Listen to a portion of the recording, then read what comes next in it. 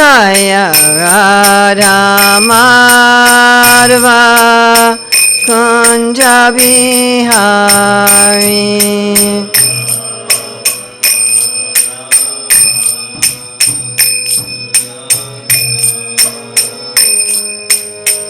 Gopi Jana Vallabha Girivardhari.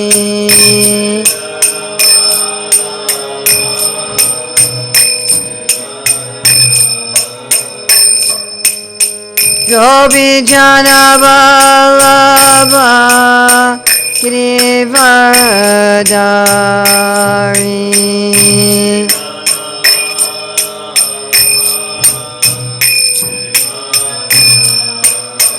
Yasodanandana Braja Janaranjana.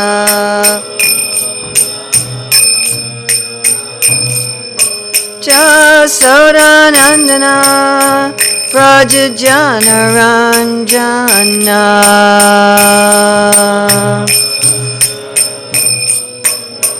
Yamuna Tiravanachari.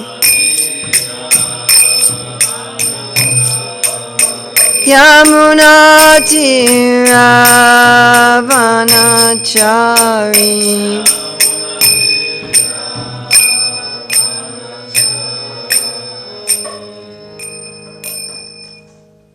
Jayam Vishnupad Paramahamsa Parivrajacharya Asatara Sita Sri Srimad His Divine Grace A.C. Bhaktivedanta Swami Maharaj Prabhupada Ki Jai.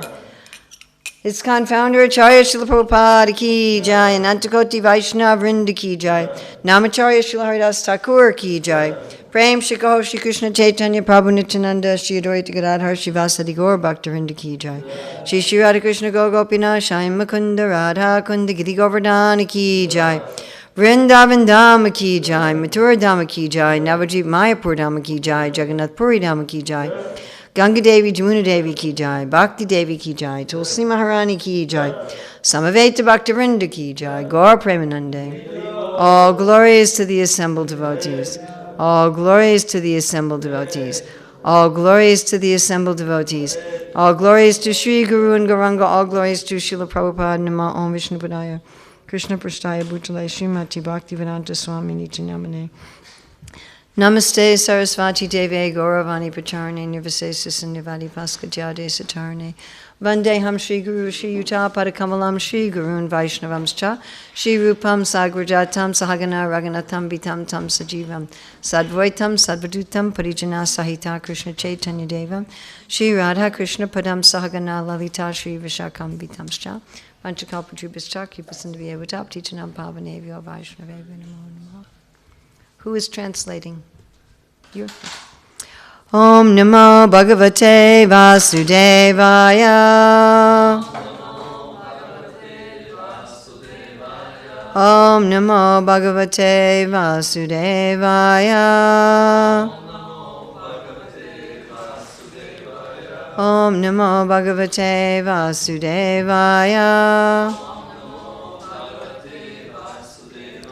So it's July 22nd, 2019, Ljubljana, Slovenia.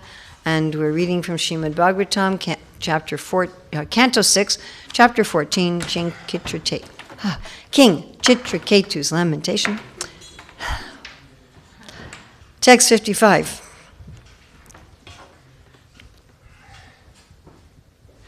Nahi kramaschedi hamritu janmano.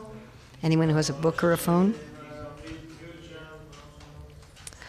Sharirinam astu tadatma karmabhi. Ya sneha pasho nija sarga vridhaye. Swayam kritaste tamimam vivrishchasi. So if you have a book or a phone or a computer, you can chant. Anybody?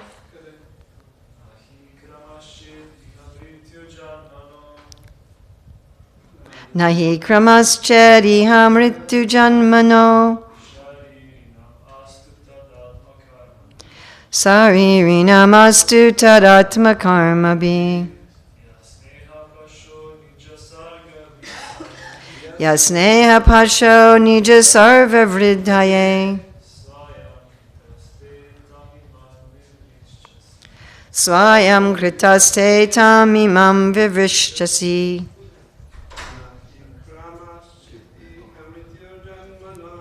Nahi kramaschari hamritu janmano. Shariri namastu tadatma karma bi. Yasneha pasho nija sarva vridhaye. Swayam kritaste tamimam vivrishtasi. Uh-oh, we actually have the verse. Anybody else want to chant? Oh. Okay. Thank you. Na, not, he, indeed, kramaha, chronological order, chet, if, iha, in this material world, mrityu, of death, janmano, and of birth, saririnam, of the conditioned souls who have accepted material bodies, ashtu, let it be, tat, that, atma karma bihi, by the results of one's karma, fruitive activities, yaha, that which, sneha pashaha, bondage of affection, nija sarga, your own creation, vridhaye, to increase, swayam, personally, kritaha, made, te, by you, tam, that, imam, this, vivrishtasi, you are cutting. Prabhupada's translation and purport. My Lord, you may say that there is no law that a father must die in the lifetime of his son, and that a son must be born in the lifetime of his father, since everyone lives and dies according to his own fruitive activity. However, if fruitive activity is so strong that birth and death depend upon it, there is no need of a controller or God. Again, if you say that a controller is needed because the material energy does not have the power to act, one may answer that if the bonds of affection you have created are disturbed by fruitive action, no one will raise children with affection. Instead, everyone will cruelly neglect his children. Since you have cut the bonds of affection that compel a parent to raise his child, you appear inexperienced and unintelligent. So we can see here Srila Prabhupada putting a lot of the commentary into the verse, something he does quite often. I mean, if we just look at the word for word, we see she's saying, indeed, if there's no rule about the order of birth and death, then everything's according to karma. But if that's the case, then doing everything according to karma would mean in your own creation, you will sometimes cut the ropes of affection. So that's basically all that's said in the Sanskrit. And Srila Prabhupada weaves his explanations often into the verses. So these are not just literal translations. And therefore, those who translate Prabhupada's books into other languages also have to be sensitive to the fact that this is a poem.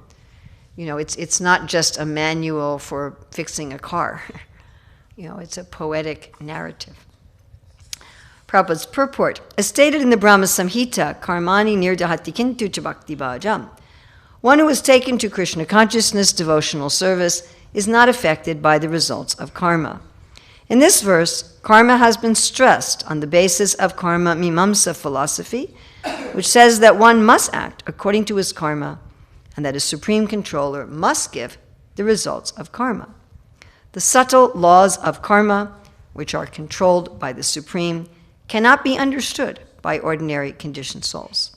Therefore, Krishna says that one who can understand him and how he is acting, controlling everything by subtle laws, immediately becomes freed by his grace. That is the statement of Brahma Samhita, Karmadi Nirdahati Kintu Cha Bhakti Bhajam. One should take to devotional service without reservations and surrender everything to the supreme will of the Lord. That will make one happy in this life and the next. It's also quite interesting how this verse, the verse itself, is not really talking about surrender to Krishna. And Prabhupada brings it in his purport to that place. So, nahi kramas ched iha mrityu janmano, saririnam astu tad atmakarma bihi ya sneha paso nijasarga vridhaye swayam kritaste tam imam vivishtasi. My dear Lord, you may say that there is no law that a father must die in the lifetime of his son, and that a son must be born in the lifetime of his father, since everyone lives and dies according to his own fruitive activity. However, if fruitive activity is so strong that birth and death depend upon it, there is no need for a controller or God. Again, if you say that a controller is needed because the material energy does not have the power to act, one may answer that if the bonds of affection you have created are disturbed by fruitive action, no one will raise children with affection. Instead, everyone will cruelly neglect his children.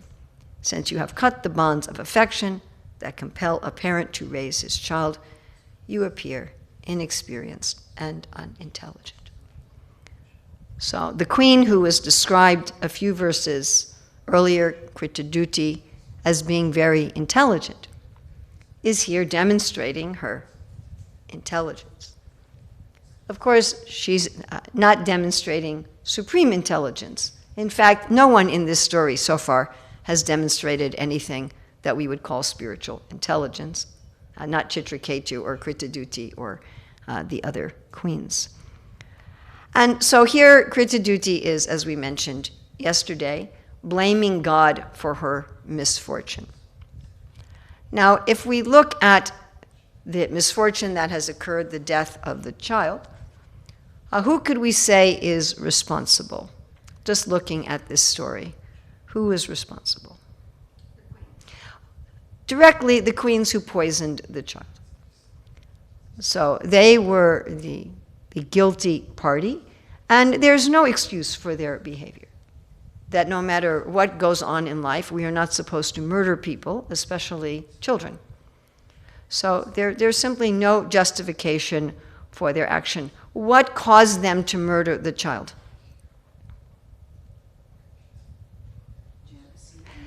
Yes, focusing on envy and anger and grief. So they were feeding their envy and anger and grief at their situation. And they were using logic, they used some logic, to rationalize or justify their focus on these emotions until the emotions became so strong that they lost all their intelligence. All right, what responsibility did Chitraketu have? He also had some responsibility for this situation. He was neglectful of his family that was under his care. And he's the king. He's supposed to take care even of the rabbits and the trees and the flowers in his kingdom. What to speak of all the human citizens? What to speak of the human citizens who are his family members? He married these women. Nobody forced him to do that. And he had this responsibility, and he didn't take care of it. So he was the whole reason that he was having a son. The main reason the king must have an heir is for the good of the kingdom. But he got so wrapped up in his familial affection for his son that he forgot the good of the kingdom. He neglected the very people that he was supposed to be taking care of. Now, we talked about that before, but we didn't talk about what responsibility Kritaduti herself had. And she's the one who's blaming God in yesterday's verse and today's verse. So what responsibility does she have here? What did she do wrong?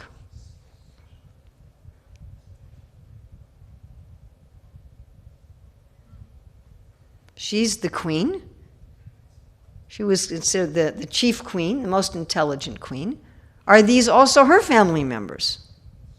Yes. Yes. Did she make sure that they were happy? No. She was wrapped up in her own child and her own relationship with her husband, and she didn't make sure that these other people, she also has some responsibility for them, isn't it? Yes? Right? So we have all these people, Chitraketu, Kritaduti, the queens who poisoned the child, each of them is just simply absorbed in their own selfishness. None of them was thinking about the welfare of others. And of course, the queens who were the murderers were the most culpable.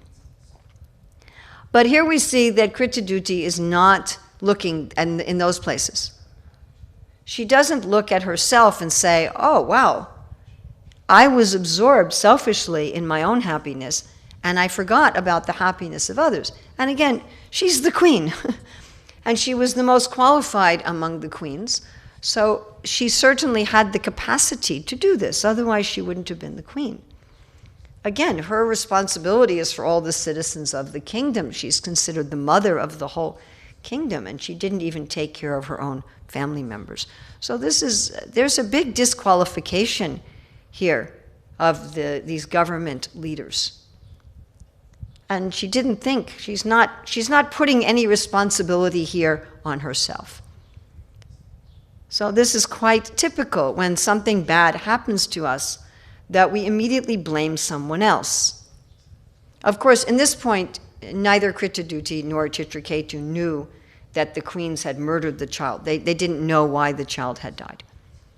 So they weren't blaming someone else in a criminal sense. They hadn't done their, forensic investigation yet to find out the cause of death. But she doesn't go inward. And I think this is quite typical, that when something happens to us, that instead of becoming introspective, we find somebody or something in our external environment to blame.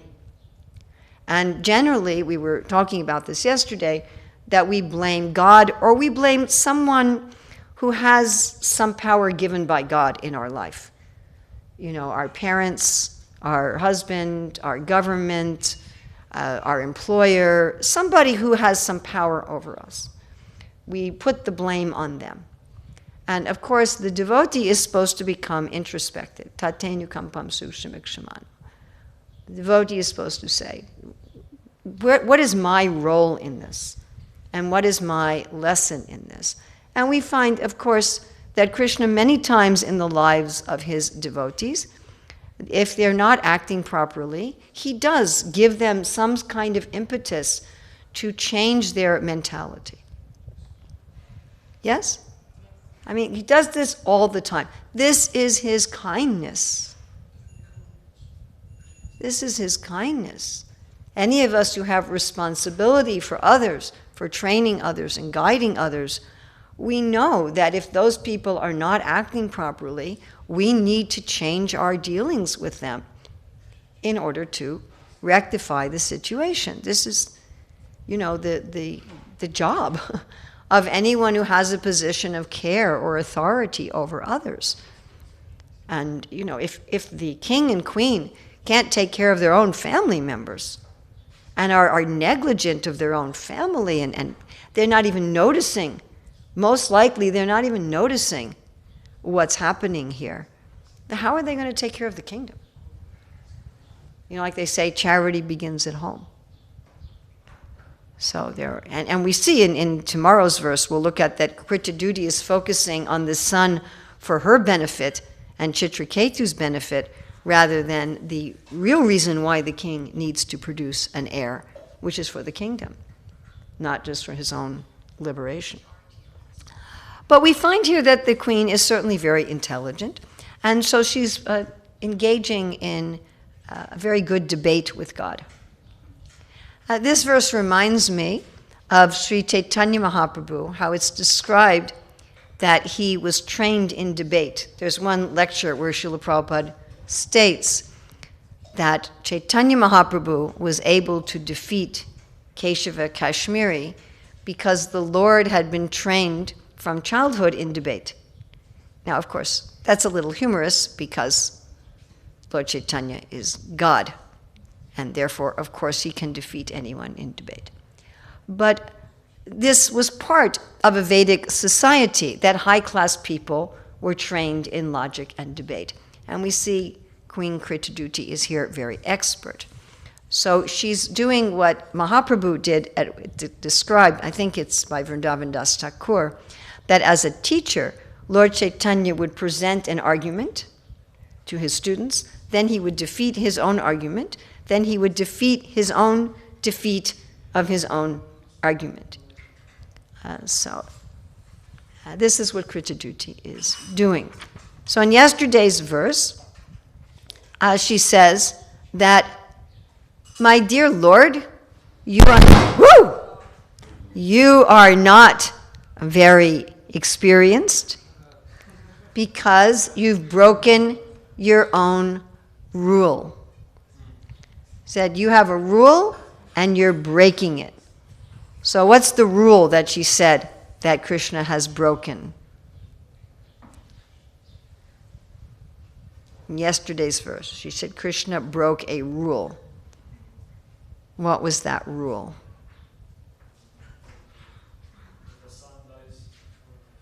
That the son has to die after the father. That first the parents have to die and then the child dies. And I think most of us accept that this is the way things are supposed to be. Both of my parents have passed away. My two elder sisters have passed away. But I expected my parents to pass away. They were 89 years old. That's not so surprising. No one is surprised that their parents die within their lifetime, right? We expect this. It's still difficult, it's still painful, but it is expected. I don't expect to outlive my parents. I expect to outlive my parents. I don't expect my parents to outlive me. But one of my sisters died before my parents. So my sister died in 2000, and then my mother died in 2002, and my father in 2003, my other sister in 2004. And I remember when my middle sister died in 2000, she died of cancer. And as we were leaving the funeral, my father said to me, no one should ever have to bury their child. And my sister was already in her 60s at that time. But still, to have your child die before you, even if they've already lived a full life and they're already, I think she was 61, 62 years old, it's still very, very painful for a parent to see the child die. What to speak of if the child is a little child, is only like 2 years old. It's just devastating. Huh? So we have this concept. If our parents die in their old age, it's not so devastating, but if our child dies, it's very devastating. So she says, you've broken your rule, and so you don't know what you're doing. Then she says, in this verse, maybe it's not a rule. Okay. So the good debater anticipates the arguments for the other side. Krishna's doing this in the beginning of the Bhagavad Gita with Arjuna also. He says, if you say the soul is always born and always dies, if you say there's no real soul, then why should you lament for the chemicals, right? So he gives different counter arguments. So here she's saying, all right, maybe there's not a rule. And we'd have to say, there isn't a rule because children do die before their parents sometimes. It happens. Yes, it is something that happens. It says, all right, maybe the rule is not that there's a chronology, kramaha. Maybe the rule is not a time rule. Maybe the rule is a karma rule, that everyone gets the results of their karma. Maybe that's the rule. And indeed, again, we see that there is some fault on these people's behavior. And we also will see in the following verses where it's mentioned that this child who died had been an enemy of the king in a previous life. and had taken birth as his child and died at a young age as a way of punishing this enemy from a previous life. So this is the way of karma. You know, if you really hate somebody and you really want to make them suffer, then you take birth in their family. Right? How can you make somebody suffer the most? Do it as a family member, isn't it? Isn't that a fact? Right? Suffering from family is much worse than suffering from friends, which is much worse than suffering from neutral people, which is worse than suffering from enemies. We expect our enemies to give us suffering, but we think our families, they will always be there for us. So there was some kind of karma involved here from a previous life. So she's saying, all right, maybe it's karma. Then Prabhupada adds the argument that if there's karma, what do we need you for, dear Lord? What's your function? Karma can go on automatically. And then she says, well, you may say karma cannot go on. Again, she's not directly giving this argument. Prabhupada's inserting this. That you may say, well, karma can't go on automatically because that's just matter, and matter needs some sort of controller. Okay, fine. But by controlling in this way, you're cutting the ropes of affection, Sneha pashaha. She's saying the reason we take care of our children and our family, the reason we do our duty is because of Sneha pashaha. We do our duty because we feel affection. And you're cutting this. In fact, this is said elsewhere in the Bhagavatam, that due to affection, parents take care of their children. It says everyone is captivated by their children. Right? And especially, I think, when it comes to children. I was talking to my granddaughter the other day, and she has a 1-year-old son, and she says, my son is like a very high-maintenance pet. You know, and little children are a lot of work. They're a lot of work, they're a lot of sacrifice, they're a lot of trouble, and they're not particularly grateful. Generally, little children are not especially grateful. They generally have a sense of entitlement. They tend to be very demanding. So she's saying, well, the only reason we take care of our children is because of affection. And if you cut this affection, then people will neglect their children. So you don't know what you're doing. Now, practically speaking, we all know that our children can die at any moment. This is not some surprising thing. And I don't find that that knowledge cuts the tie of affection. You know, I don't think she's making a very sound argument here. That we all know that everybody we love in this world can die at any moment, and we love them anyway. We don't say, well, I don't know why I should love you. You can die tomorrow. So I don't agree with her argument here. But her argument, you can see, is based on a very fruitive mentality. That she's thinking the reason that we're going to have affection for our children is because our children will live a long life and they'll do many wonderful things. And so we're thinking that our investment in our children is going to pay off. That we'll get to enjoy them and they'll contribute to society, and therefore we invest in them. And if we thought that that won't happen, then why would we bother? Why would we have any interest in them? So of course she's not considering that people can take care of others for a higher purpose. And perhaps she's not considering this because they were all guilty of not taking care of each other for a higher purpose. All these people in this story, they were only taking care of others if it was in their selfish interest. The king was just taking care of the queen who had the son. The Krita Duty was so absorbed in her son and her husband, she neglected her co-wives. And the other queens were so absorbed in how their husband was treating them that they didn't take care of their stepson. And none of them were thinking about the kingdom. So for all these people, we could say, yes, if you weren't getting anything out of it, you wouldn't do your duty, because that was exactly where they were at. They were doing their duty only if it gave them some mental and physical satisfaction. Otherwise, they not only did they neglect their duty, they actually committed murder. So for such people, it may be a fact that without the bonds of affection, they're not going to take care of anybody.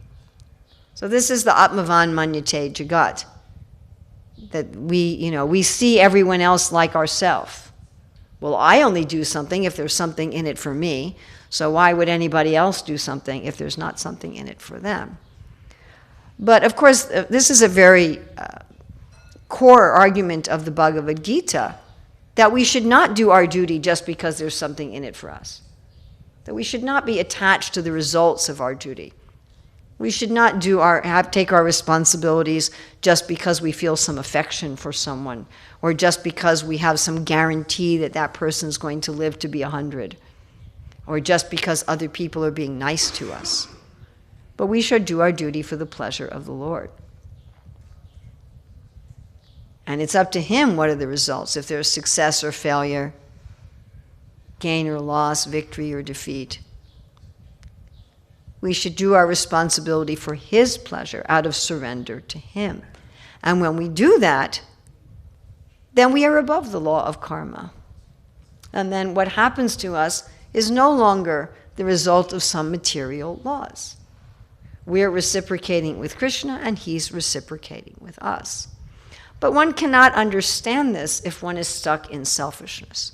Therefore, Prabhupada says here that nobody can understand the subtle laws of karma, which are controlled by the Supreme, cannot be understood by ordinary conditioned souls. So she's using logic. She's also basing her logic on scripture, but we have this famous verse from the Mahabharata that Mahaprabhu quotes, Tarko pratishta strutayo bibinna, nasa vrishir yasya matam nabinnam, dharmasya tattvam nihitam guhayam, mahajanayena gata sapanta.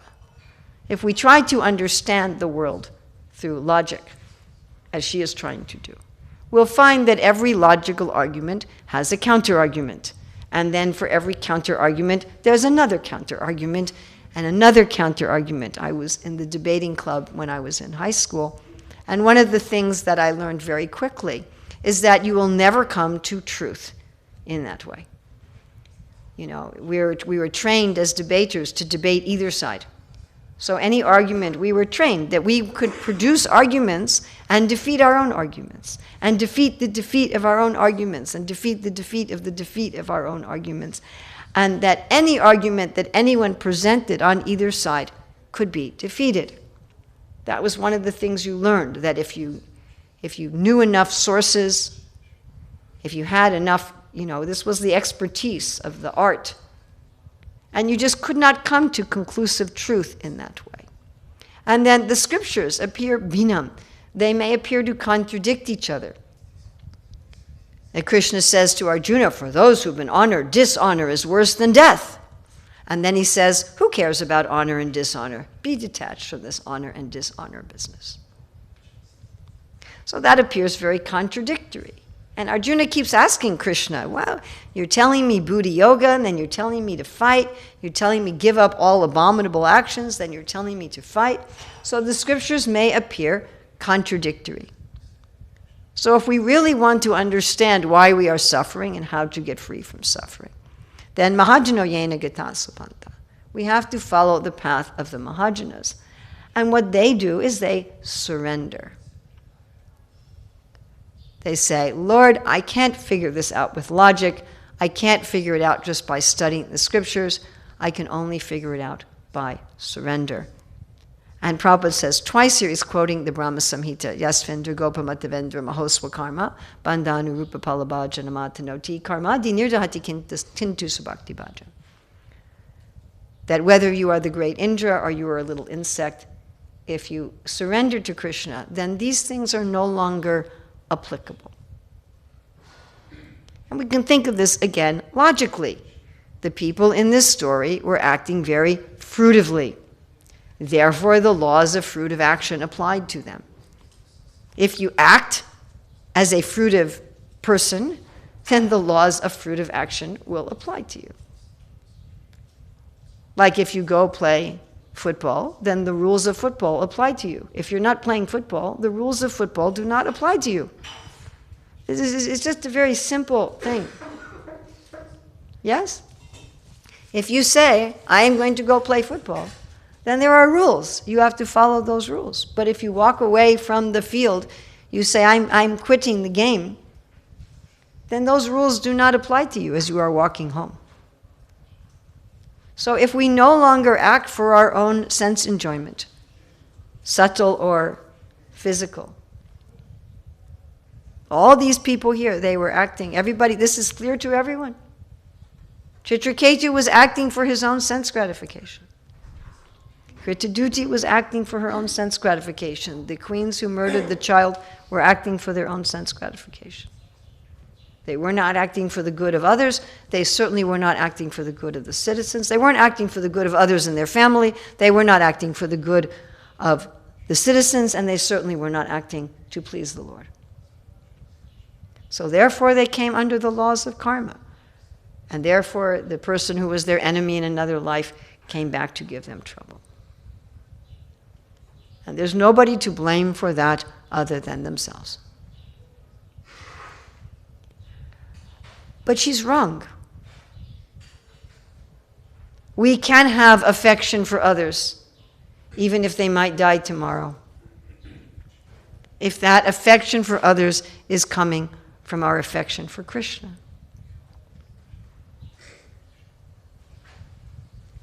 I think all of us in our lives, we deal with other living beings, yes?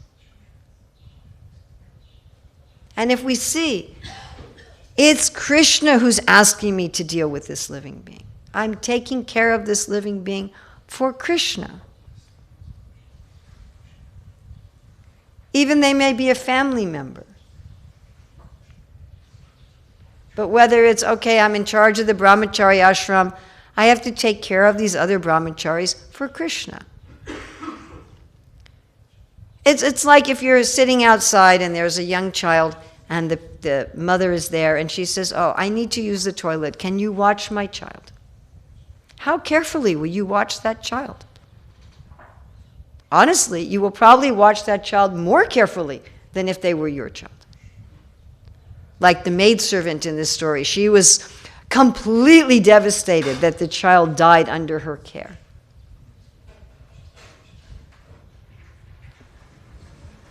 If we say to somebody, you know, my son, my sister is going to come to Ljubljana, can you show her around? Right? Just imagine someone good, very good friend of yours calls you and says, my brother's coming to Ljubljana for the first time. He wants to come to the temple. You would take so much care, yeah? Oh, this is my friend's brother, my friend's sister. We should see like that. My husband, my wife, my son, my daughter, my mother, my father, the other devotees. They don't belong to me. They belong to Krishna. And Krishna is giving them to me for some time. It may be 1 minute only. It may be 2 seconds.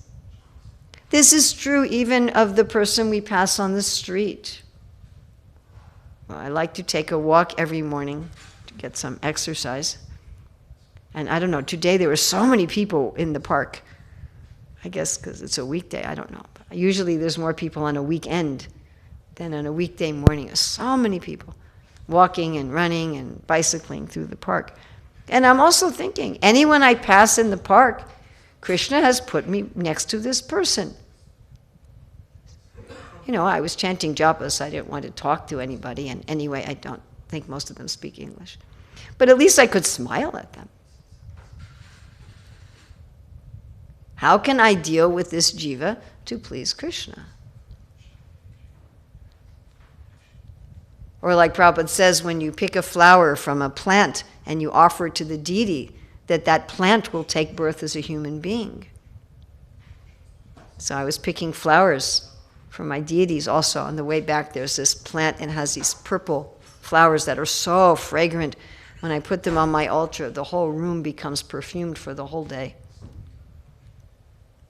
But how do I treat the plant? That's also a jiva.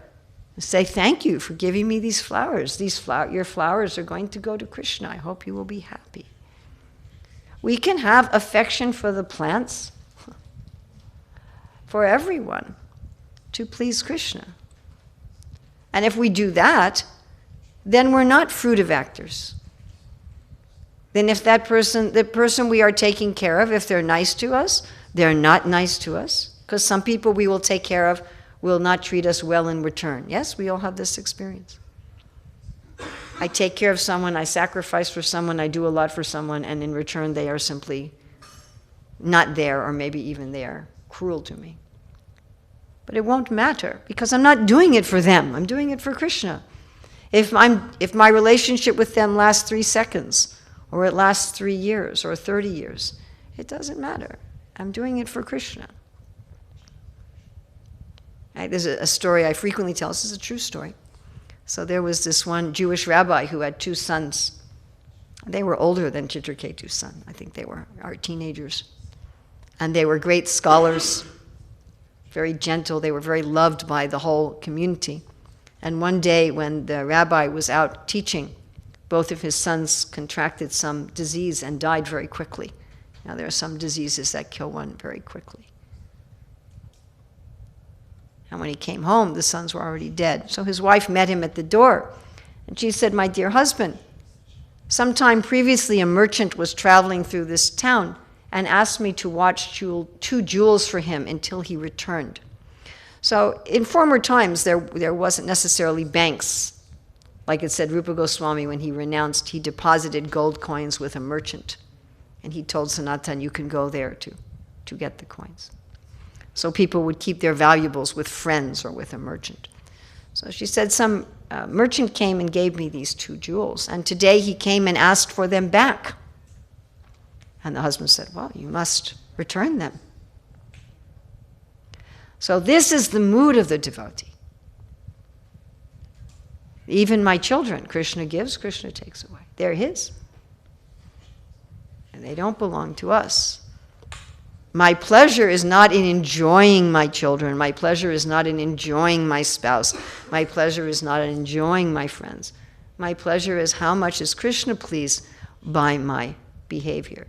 Now you might say, but what about the great lamentation of the devotees when another devotee departs? But that lamentation is not for their sense gratification. Machita magata pranam bodayantas praspram katayantas tumam nityam tushanti charamanticha. So the devotee, they lament when another devotee dies simply because in that devotee's association they were feeling so much Krishna's presence. But that is not a lamentation for their sense gratification, where they are blaming Krishna. And once we surrender to Krishna, we immediately understand all these things. It becomes immediately clear. What we cannot understand with logic, what we cannot understand just by memorizing the Shastra, as soon as we act in surrender, we understand. And Prabhupada says here, if we understand, then we are immediately free. Right? Mam chayo vyabhicharina bhakti yogina sevate sagunan samatitchaitam brahma bhuyaya kalpate. Questions, comments, additions, subtractions? Yes, Prabhu.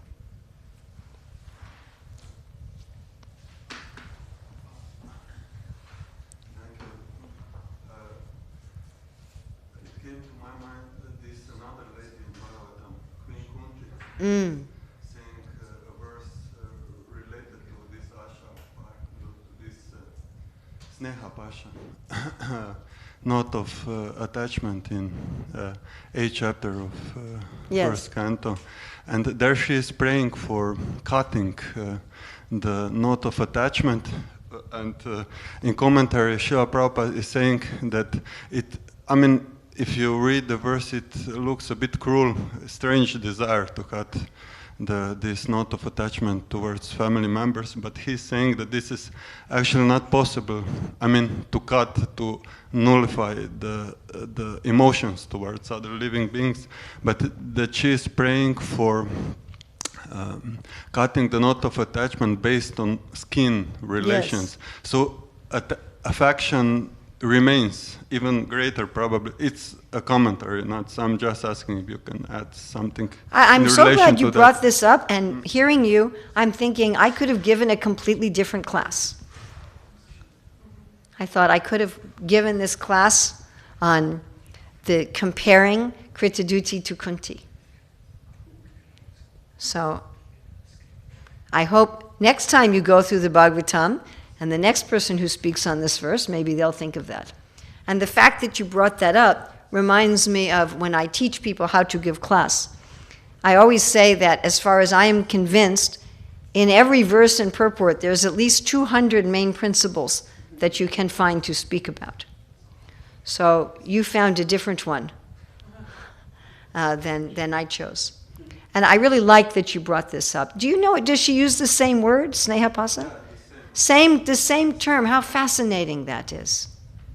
That is absolutely fascinating. So here Kritaduti is criticizing Krishna for cutting the Sneha Pasa, and there Kunti is asking him to cut the Sneha Pasa. Very nice. It is interesting, Srila Prabhupada in his, it's not in the purport, it's in the class on that verse, which is in the purport to teachings of Queen Kunti. So if you look in the Bhagavatam 1.8, it's not there, but if you look in teachings of Queen Kunti, it's there. Where Prabhupada says, seeing in the darkness is not seeing in the light is seeing, and the real relation is soul to soul via the super soul. And what Kunti wants to cut is this false fruitive thing. Because look what happens when you have this false fruitive thing. You become crazy like these people. They've all lost it. All of them. I mean, the other queens lost their intelligence so badly, they murdered a child. Kritaduti's lost her intelligence so much, she's blaming God. You know, and Chitraketu, Kritaduti, they're all like we were described. They're slipping and falling, they're crying, their clothes are coming off, they're completely lost their intelligence. And that's what happens if you're bound. Sneha Pasa, Pasa's a rope. What is the Bhagavatam also called? Hridaya Grantha. It's this knot in the heart. And all it does is cause us suffering. I mean, when Chitraketu was told his child will cause you suffering, he thought, well, he'll be the only child of the king, he'll be spoiled, and maybe I'll suffer that way, but at least I'll have a child. What a fool. Our suffering is not due to the things that happen in our life. Our suffering is due to our attachment. Our trying to force things to go the way that we want them to go. And we should all want this cut. Sarva padi vinir muktan tat partena nirmala rishikesha rishikena sevanam bhakti ruchate. You were asking, that's another definition of pure devotional service. So what is it that's making us suffer? It's these upadis. Things have to go this way, they have to go that way.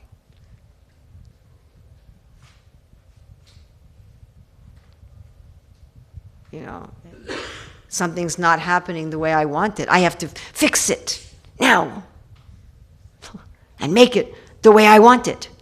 And it is that mentality that causes the suffering. So yes, it definitely more affection. The affection that the pure devotees have for each other. I mean, you read the song Sri Rupa Manjari Pada. What a song! If I don't see you, it's like I'm being bitten by a poisonous snake. You know, I told you I'm reading now in the end of Anchalila. Mahaprabhu's having these lamentations. He's reciting these verses of Radharani in lamentation. I can't see you, Krishna. Anyone who hasn't heard Krishna's ankle bells, Krishna's flute, Krishna's voice, they might as well be deaf. How will I go on without you? I mean, deep, intense, so intense. And I noticed you have the cows around Gornitai. I'm thinking Gaura don't generally take out the cows. But there was one time, of course, here's Mahaprabhu, we're worshipping him in his Grahastha Lila, but in his Sannyas Lila, there's one time in ecstasy, he goes among the cows, right? He goes into this ecstatic trance of separation. So what intense! And they have that for the devotees. The song, Sri Rupa Manjari Pada, it's describing intense attachment for another devotee. That's very similar to what Mahaprabhu is describing with Krishna. It's practically parallel. And what is, right, when Ramananda Roy asked Mahaprabhu, what is the greatest suffering? Right? Or is it Mahaprabhu asking Ramananda Roy? Mahaprabhu asking Ramananda Roy, what is the greatest suffering? And Ramananda Roy says, the greatest suffering is?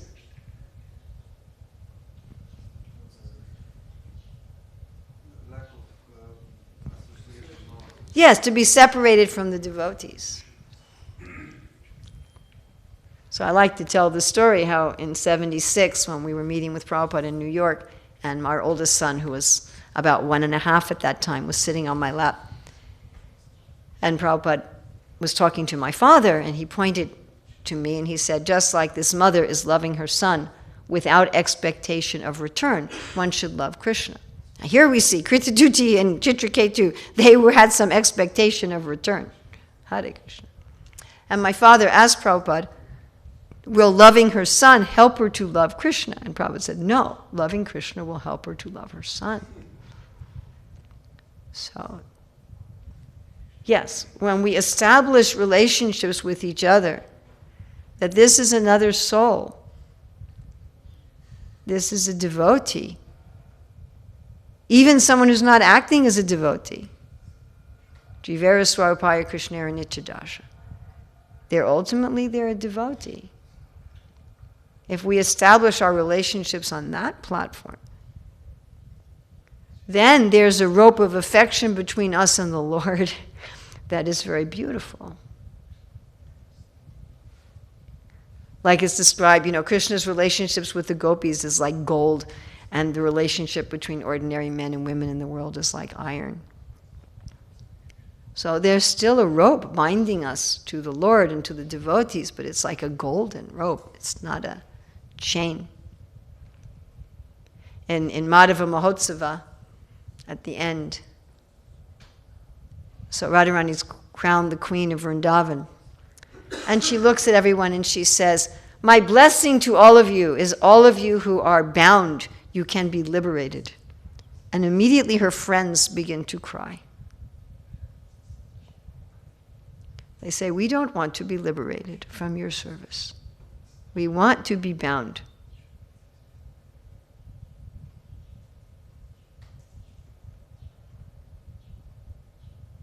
So, thank you. That would have been a really nice class. I missed it. No, tomorrow I have the next verse. I could connect it. Not really. I'll think about it. But the next verse is different. Any other questions or comments?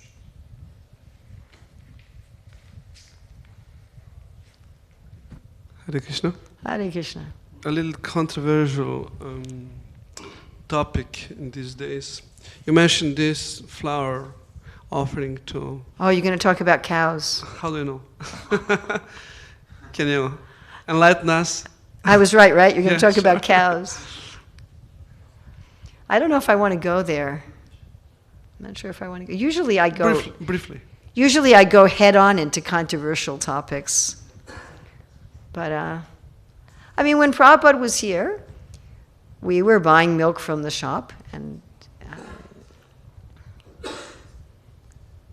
and certainly, our philosophy is if the cows give their milk, that they're benefited. If the trees give their flowers, they're benefited. At the same time, Srila Prabhupada told us to have our own farms and take care of our own cows. So both are true. I think that if we start saying, one is more true than the other, they're both true. And it's part of our mission to try to stop the slaughter of cows and make sure that cows are protected. That's part of our mission. I do think that there's some, my academic specialty is in motivation. So I did my doctoral thesis on job satisfaction and motivation. So it is a fact that if we just buy commercial milk to offer, our motivation to take care of cows is not so great.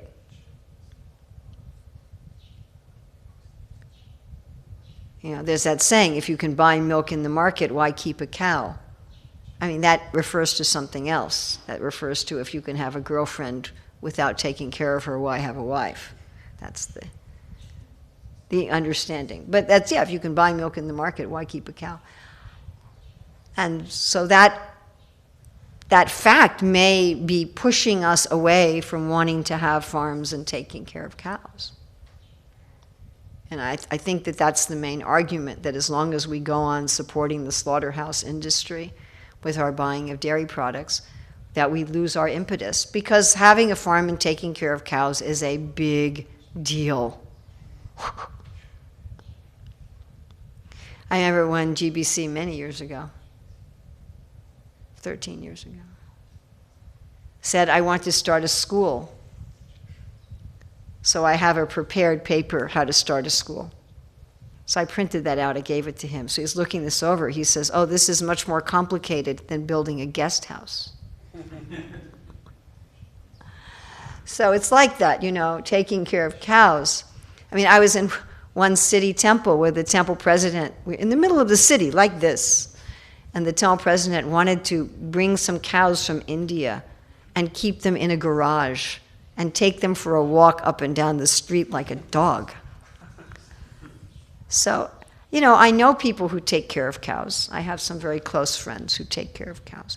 Some of them take care of cows like a pet. They don't, which Prabhupada was not really, Prabhupada cautioned us, if you don't milk the cow, if you don't work the bull, then eventually you'll think they're a burden and you'll want to kill them. So the people I know that take care of cows responsibly, it's a huge job. You've got to milk that cow twice a day. You've got to train the bulls. You've got to keep them clean. You've got to keep them healthy. You've got to give them healthy food. It's a lot of work. And it's something like having a child that doesn't grow up. Taking care of animals like that. And they live for a long time. You're looking at 15, 20 years commitment. So we can understand why people don't want to do that, and especially if we have a city temple, to establish a farm somewhere. Just like we established Gita Nagari, which is like a 4-hour drive from New York, and it was connected to the New York temple. So we were supposed to be bringing all the dairy products to New York, but it was a 4-hour drive each way. That's a little hard to maintain that. That kind of, because Prabhupada was saying we could have milk products on the farms and we can bring it to the city and we can use it in the restaurants, but that implies that the farm has to be like not more than a 20-minute drive. So I understand that if we buy commercial milk, we're not going to want to take the trouble. And if we don't buy commercial milk, maybe we'll want to offer Krishna milk products badly enough. But then what a lot of devotees do is they say, okay, we'll just be vegans. So giving up buying commercial milk does not push them to having cow care programs. It just pushes them to giving up dairy altogether. And Prabhupada talked about the benefit of cow's milk for our brain, particularly the fat in the cow milk. Our brain is like 60-70% fat. And the kind of fats we eat directly have an effect on how our brain works. Plus, Krishna likes milk products. It's not just a question of putting little, cow figurines on the altar. But he actually likes milk products. So my personal take on this is something we talked about last time I was here for several hours. And that is getting a vision for society. Because we see practically that when the official legal entity Iskcon runs farms, it's rather problematic. I mean, I'm sorry to say, we don't have very many good examples of the legal official organization Iskcon running farms. Am I correct? Yes. We have a few good examples, but mostly we don't. And I've been very closely associated with a number of Iskcon farms. The track record is not good. You know, you end up having like 20 cows just eating grass and giving cow dung, and nobody does anything with them. Yes? Yes? Is this the hard truth? So to have cow protection really means to activate the devotees or the non-devotees who are Vaishyas by nature and who are that subcategory of Vaishyas that they are interested in cow protection. Not all Vaishyas are interested in cow protection. Some are interested in running a bank. Some are interested in running a clothing store or a restaurant. It's not that every Vaishya wants to take care of cows. So it's a question of activating those people within our society and outside our society who have the natural inclination to take care of cows and guiding and facilitating them. That's what we should be doing. And we should be doing this with everybody according to their nature. On the positive side, there is a movement in society in general away from animal slaughter, and it's increasing. Among people in general, there's a growing interest in moving away from meat, yes? Especially with young people. People are starting to understand that meat eating is bad for their health, it's bad for their karma, and it's bad for the planet. So we do have more and more people who are open to this concept. Are we finding those people who have that nature and helping them to start some sort of ahimsa dairy? So Sitaram Prabhu has been working on this in the UK for many, many years, trying to make an ahimsa dairy economically viable and working with non-devotees to create, economically viable ahimsa dairies. I don't know of anyone else doing that. I mean, there may be someone else doing it in Brazil or something that I don't know about.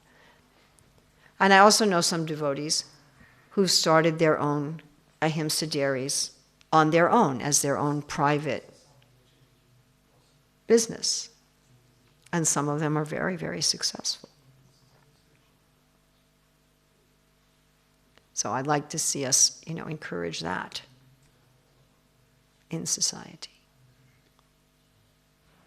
But we definitely should be trying to move towards that and trying to move away from indirectly facilitating the slaughterhouse economy. I mean, I don't think I think that's kind of, everybody would say, yes, we shouldn't be supporting the slaughterhouse economy. But how to do that in a sane and reasonable way. And this comes from vision. I don't see any way to escape it. It comes from a vision. And I have to also say, frankly, that I hear very, very few of our leaders talking about having a vision for society. Very rare. I hear it from Bhakti Rasayan Sagar Maharaj, but not from very many other people. And I was at a leaders' meeting not very long ago in America where I was saying, we need to have a vision for society as a whole, and people said, oh, that's too impractical.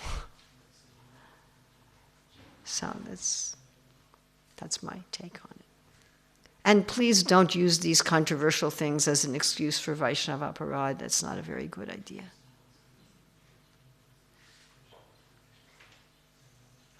So please, whether you drink milk from the shop or you keep your own cow in your backyard, or you're a vegan, please don't commit Vaishnava aparad. That's much more important than where you get your milk from. You know, and we're not going to attract anybody to a Krishna conscious lifestyle. We're not going to attract anyone to ahimsa dairies if we fight among ourselves and offend each other over all these little things. You know, that's not. If we want to have all the dairies in the world be ahimsa, let's be ahimsa to the other devotees first. Sometimes, you know, you see a guy, he treats the cow better than he treats his wife. You know, he's petting the cow and he hits his wife. So that's not going to be very good. Was that all right? Srila Prabhupada ki jai.